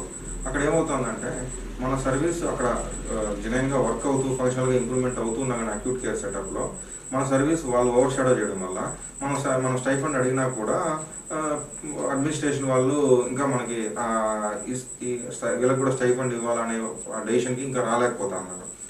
సో మన ఐఏపీ తరఫున మనం ఇచ్చే సలహా ఏమంటే, రేపొద్దున ఈవెన్ సెంట్రల్ ఐఏపీ కూడా మనం ఇచ్చే సలహా ఏమంటే, రేపొద్దున college attachment even acute care health care సిస్టమ్తో అటాచ్ అయినా కూడా కంపల్సరీగా ఒక రీహాబ్ యూనిట్ అనేది కూడా ఒక కాలేజీకి అటాచ్మెంట్ ఉంటే అక్కడ మన సర్వీస్ అనేది మెడికల్ పీపుల్ మీద ఓవర్ షాడో అవ్వదు. మన సర్వీస్ అనేది పీపుల్ డైరెక్ట్గా రీచ్ అవ్వడం వల్ల అక్కడ ఇన్కమ్ జనరేట్ అవుతుంది. ఆ ఇన్కమ్ జనరేట్ అవ్వడం వల్ల మనం కూడా స్టైఫండ్ అడగడానికి స్కోప్ పెరుగుతుంది. అక్కడ మన అకౌంటబిలిటీ పెరుగుతుంది. మనం ఇన్స్టిట్యూట్కి కూడా ఏ ఇన్స్టిట్యూట్కి అయితే మన కాలేజ్ అటాచ్ అయి ఉంటుందో అక్కడ మనం కొంత ఇన్కమ్ జనరేట్ చేసిన వాళ్ళం అవుతాము. ఇన్ కోర్స్ ఆఫ్ టైం మనం ఇంత అమౌంట్ జనరేట్ చేస్తున్నాం కాబట్టి మా పిల్లలు 8 hours వర్క్ చేస్తున్నారు కాబట్టి మాకు స్టైఫండ్ ఇవ్వాలని మనం గట్టిగా డిమాండ్ చేయగలుగుతాం. సో ఆ విధంగా చేసినప్పుడు మాత్రమే మనం స్టైఫండ్ తీసుకోగలుగుతాము. అలా అని చెప్పి ఇప్పుడు మనం డిమాండ్ చేయడం లేదు అనేది కాదు. We still focusing on stipend issue will represent to the government. Sir, మనము ఇప్పుడు స్టైపెండ్ గురించి మాట్లాడుకుంటున్నాం కదా. సో ఇప్పుడు మనం అబ్జర్వ్ చేస్తే ఇండియాలో కానీ మన ఆంధ్రాలో కానీ ఎక్కడన్నా ప్రస్తుతానికి ఎవరికైనా స్టైపెండ్ ఇస్తున్నారా? మన స్టూడెంట్స్కి, బీపీటీ స్టూడెంట్స్కి కానీ మన పీజీస్కి కానీ. కొన్ని మన ఆంధ్రాలో ఎక్కడ ఏం లేదు, మనకు తెలిసిందే. బయట నేషనల్ ఇన్స్టిట్యూట్స్లో సెంట్రల్ గవర్నమెంట్ రన్ చేస్తున్న ఇన్స్టిట్యూట్స్లో ఎన్ఐ కావచ్చు, కలకత్తా కావచ్చు, నిటార్ ఒరిస్సా కావచ్చు, పీజీఎంఆర్లో కావచ్చు, కొన్ని నేషనల్ ఇన్స్టిట్యూట్స్లో మాత్రం బీపీటీకి ఎంపీటీకి డిఫరెంట్ అమౌంట్ అయితే స్టైఫండ్ అయితే ఇస్తున్నారు. సార్, ఇప్పుడు మనం ఆల్మోస్ట్ అన్ని ఫ్యాసెట్స్ని టచ్ చేసేసామన్నమాట, అన్ని గ్రూప్స్ని టచ్ చేసాము, అన్ని ఆన్సర్స్ చెప్పాము. So coming to our association, అలా మన అసోసియేషన్ ప్రకారం చూసుకుంటే మీ ప్లానింగ్ ఎలా ఉంది సార్? అంటే మన నియర్ ఫ్యూచర్లో ఏం ప్లాన్ చేస్తున్నారు? మన గ్రాస్ రూట్ లెవెల్లో డెవలప్ చేయాలనుకుంటున్నారు, దాన్ని ఎలా చేద్దాం అనుకుంటున్నారు? మన సక్సెషన్ ప్లానింగ్ ఎలా చేయబోతున్నారు? అసోసియేషన్ రన్ చేయడం అనేది it's a different issue and most sensitive issue. Different people different thoughts ఉంటాయి. డిఫరెంట్ పీపుల్ వాళ్ళు బిహేవ్ చేసే పరిస్థితులు డిఫరెంట్గా ఉంటారు అనమాట. డిస్ట్రిక్ట్ వైజ్ డిఫరెంట్, కింద people different. So as association, IAP association state ప్రెసిడెంట్గా we're not enemy to anyone and we're not against to anyone. System బాగుండాలనేది మన విజన్. యాక్చువల్గా మనము ఐఏపీ స్టేట్ టీంలోకి వచ్చినప్పుడు ఇప్పుడున్న పరిస్థితులు కొంత మెరుగ్గానే ఉన్నాయి. యాక్సెప్టబుల్ పొజిషన్కి వచ్చారు ఐఏపీని స్టేట్ టీంలో మనల్ని. సో మనకున్న మెయిన్ విజన్ ఏమంటే ఒక జనరేషన్ నుంచి ఇంకొక జనరేషన్కి లీడర్షిప్ అనేది మిస్ కాకూడదు. అది it's a continuous process. So ఆ కాన్సెప్ట్లో మనం మెయిన్గా యంగ్ జనరేషన్ నుంచి, స్టూడెంట్స్ నుంచి మంచి లీడర్షిప్ను డెవలప్ చేయడం అనేది మెయిన్ కాన్సెప్ట్. సో దానికోసమని మనము డిఫరెంట్ స్టూడెంట్స్ గ్రూప్స్ని కూడా క్రియేట్ చేయాలని మన ప్లాన్. అక్కడి నుంచి ఎందుకంటే ఇండియన్ మెడికల్ అసోసియేషన్ వాళ్ళు చూడండి, వాళ్ళకి స్టూడెంట్లో చాలా మంచి లీడర్షిప్ ఉంటుంది. వాళ్ళకి ఒక్కొక్క బ్యాచ్కి ఒక్కొక్క లీడర్ ఉంటారు. ఇండియన్ మెడికల్ అసోసియేషన్ వాళ్ళతో అటాచ్ అయి ఉంటారు. ఏదైనా చిన్న ఇష్యూ వచ్చినా కూడా మొత్తం కాలేజ్ రోడ్డు మీద కూర్చుంటారు వచ్చి వాళ్ళు. చిన్న ఇష్యూ, ఏ ఇష్యూ అయినా కావచ్చు, ఢిల్లీ నుంచి ఏ స్టేట్స్లో ఎక్కడ ఏం జరిగినా కూడా వాళ్ళకి మెడికల్ ఫ్యాటర్నిటీకి ఏదైనా ఇబ్బంది కలిగితే ఎక్కడో తిరుపతిలో ఉన్న కాలేజ్ వాళ్ళు రోడ్డు మీద స్ట్రైక్ చేస్తూ ఉంటారు. సో అలాంటి లీడర్షిప్ అనేది, అలాంటి స్ట్రక్చర్ని మనం ఇండియన్ అసోసియేషన్ ఆఫ్ ఫిజియోథెరపీలో కూడా డెవలప్ చేయాలి. దీనికి మనకి చాలా గైడ్ లైన్స్ ఉన్నాయి. సెంట్రల్ ఐఏపీ సంజీవ్ సార్ కూడా మనకి మెయిన్గా స్టూడెంట్స్ వింగ్లో నుంచి గ్రౌండ్ లెవెల్లో నుంచి లీడర్షిప్ డెవలప్ చేయాలనేది మెయిన్ కాన్సెప్ట్. దానికోసమనే ఇప్పుడు ఇంతకుముందు ఐఏపీలో డిస్ట్రిక్ట్ ఐఏపీ టీమ్స్ అనేది ఇంతవరకు ఎప్పుడూ లేదు. ఇంతవరకు ఫస్ట్ టైం మనము ఇప్పుడు మన సంజీవ్ సార్ లీడర్షిప్లో డీసెంట్రలైజేషన్ కాన్సెప్ట్లో డిస్ట్రిక్ట్ టీమ్స్ కూడా ఫామ్ చేయమని మనకు గైడ్ లైన్స్ ఉన్నాయి. సో బట్ అయితే మనకి డిస్ట్రిక్ట్ లెవెల్లో నుంచి మనకి లీడర్షిప్ అనేది ముందుకు రావడం లేదు. వాళ్ళు అన్ని సమస్యలు చెప్తారు, మా ఊర్లో క్వాక్స్ ఉన్నారు, ఈ సమస్యలు ఉన్నాయి, ఈ సమస్యలు ఉన్నాయి, మనకి ఫోన్లో చెప్తూ ఉంటారు, మెసేజెస్ చేస్తూ ఉంటారు. బట్ అయితే ఇప్పుడు సపోజ్ ఒక ఊర్లో, ఒక విశాఖపట్నంలోనో లేదు ఇంకొక విజయవాడలోనో లేదో తిరుపతిలోనో ఇంకొక చోట ఏదైనా ఒక ఇష్యూ ఉంది అనుకున్నప్పుడు అక్కడ ఇష్యూని డీల్ చేయాల్సింది అక్కడ లోకల్లో ఉన్న ఐఏపీ మెంబర్స్ మాత్రమే. ఈ స్టేట్ టీమో సెంట్రల్ టీమో వచ్చి అక్కడ కూర్చొని ఆ డీల్ చేయదు. బట్ స్టేట్ టీమ్ కానీ సెంట్రల్ టీమ్ కానీ ఎట్లా హెల్ప్ చేస్తారంటే అక్కడ కావాల్సిన లీగల్ సపోర్ట్ కానీ లేదా ఏదైనా ఫైనాన్షియల్ అసిస్టెన్స్ కానీ అది central IAP through state IAP ద్వారా చేస్తుంది. సో మై సిన్సియర్ అడ్వైజ్ ఏమంటే ఐఏపీకి చాలా మెంబర్స్ ఉన్నారు, ఐఏపీ మెంబర్స్ చాలామంది ఉన్నారు, బట్ లీడర్షిప్ లేదు డిస్ట్రిక్ట్ లెవెల్లో. So we have lot of membership ఎక్కువ ఉంది, లీడర్షిప్ లేదు. జస్ట్ మనం కానీ ఇప్పుడు లీడర్షిప్ కానీ డిస్ట్రిక్ట్ లెవెల్లో స్ట్రెంథెన్ చేసుకోగలిగితే అక్కడున్న ఇష్యూస్ని అక్కడే డీల్ చేసుకోవచ్చు. దానికి కావాల్సిన support central IAP state IAP ఇస్తుంది. సో మన మెయిన్ విజన్ ఏమంటే లోకల్ లీడర్షిప్ డిస్ట్రిక్ట్ లెవెల్లో క్రియేట్ చేయాలి.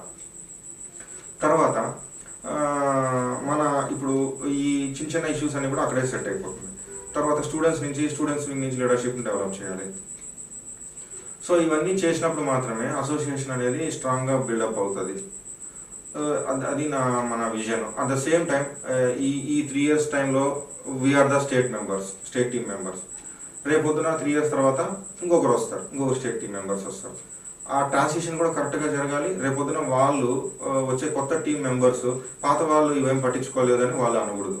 సో మన ఉన్న పరిధిలో ఇప్పుడున్న మనకున్న ఉన్న రిసోర్సెస్తో మనము ఎఫెక్టివ్గా వర్క్ చేసి కావాల్సిన స్ట్రక్చర్ని మనం ప్రిపేర్ చేసి నెక్స్ట్ జనరేషన్కి అందించగలిగితే వాళ్ళు దాన్ని లీడ్ తీసుకొని వాళ్ళు వర్క్ చేస్తారు. సో ఆ లీడర్షిప్ గ్యాప్ అనేది లేకుండా మెయింటైన్ చేయడం అనేది మెయిన్ మన ముందున్న ఛాలెంజ్. దాన్ని ఫుల్ఫిల్ చేస్తామని అనుకుంటున్నాను. సార్ ఇప్పుడు మనము అన్ని విషయాలు కవర్ చేసేసాము. సో ఫైనల్గా నేను మన వ్యూవర్స్ అందరికీ అప్పీల్ ఏం చేయదలుచుకున్నానంటే, సో మీ దగ్గర ఏమన్నా ప్రాబ్లమ్స్ ఉండొచ్చు, ఇప్పుడు మా వర్క్ ఎలా జరుగుతుంది, దీన్ని ఎలా ఇంప్రూవ్ చేయాలనేది ఏమన్నా మీ దగ్గర సజెషన్స్ ఉంటే కనుక iapandhra@gmail.com iapandhra@gmail.com అనే ఈమెయిల్కి మీరు మీ సజెషన్స్ని ఈమెయిల్ చేయండి. అలాగే మీకు ఏమైనా ఇష్యూస్ కానీ ఉంటే, ఏమన్నా మాతో కమ్యూనికేట్ కావాలనుకుంటే కనుక మా వాట్సాప్ నెంబర్స్ కానీ మా ఆఫీస్ బేరర్స్కి పబ్లిక్ డొమైన్లోనే ఉన్నాయన్నమాట. సో వాటి నుంచి మీరు కాంటాక్ట్ అయ్యారంటే మీకు అన్ని వేళలా మేము రెస్పాండ్ అవుతాం. So don't hesitate to contact us. మీకు ఏమైనా జెన్యున్ ప్రాబ్లం ఉందంటే ఖచ్చితంగా మమ్మల్ని కాంటాక్ట్ అవ్వండి. మా పరిధిలో మేము చేయగలిగిందంతా చేస్తుంటాము. మీకు హెల్ప్ చేసి ఈ సమస్య నుంచి బయటకు తీసుకొచ్చడానికి ప్రయత్నిస్తాము. And finally once again happy world physiotherapy day to you. Thank you. Happy world physiotherapy.